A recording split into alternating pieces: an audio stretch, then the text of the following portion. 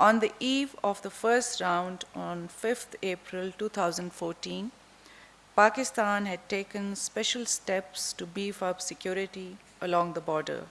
Our authorities are taking additional measures for the second round of elections as well, including by retaining additional troops for this purpose.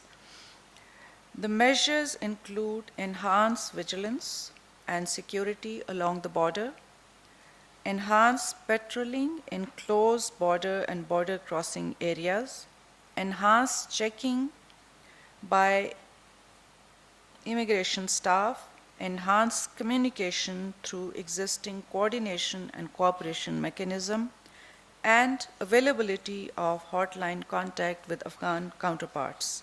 We reiterate that these elections are an Afghan affair, with the Afghan electoral institutions in the lead.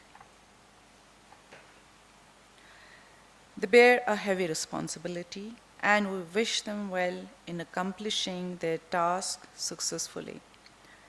We also hope that the voters would once again demonstrate their firm resolve and exercise their right to determine their future through democratic means in an optimal way.